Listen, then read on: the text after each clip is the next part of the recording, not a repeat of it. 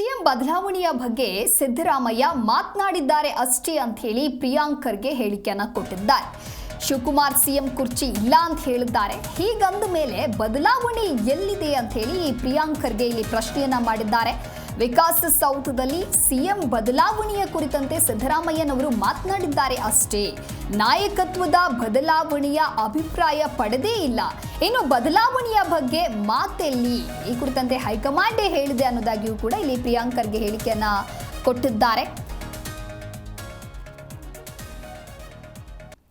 ಇನ್ನು ನಾನಾಗಲಿ ಡಿ.ಕೆ. ಶಿವಕುಮಾರ್ ಆಗಲಿ ಹೈಕಮಾಂಡ್ ಮಾತಿಗೆ ಬದ್ಧ ಅಂತ ಹೇಳಲಾಗಿದೆ. ನಾವು ಪಕ್ಷದ ವಿಚಾರಗಳನ್ನು ಮಾಧ್ಯಮಗಳ ಮುಂದೆ ಮಾತನಾಡುವಂಥದ್ದು ಸರಿಯಲ್ಲ, ನಾಯಕತ್ವದ ಬದಲಾವಣೆಯ ಅಭಿಪ್ರಾಯ ಪಡೆದೇ ಇಲ್ಲ ಅಂತ ಅಂದ್ರ ಮೇಲೆ ಬದಲಾವಣೆಯ ಮಾತೆಲ್ಲಿ, ಹೈಕಮಾಂಡ್ ಈ ಕುರಿತಂತೆ ಸ್ಪಷ್ಟನೆಯನ್ನ ನೀಡಿದೆ.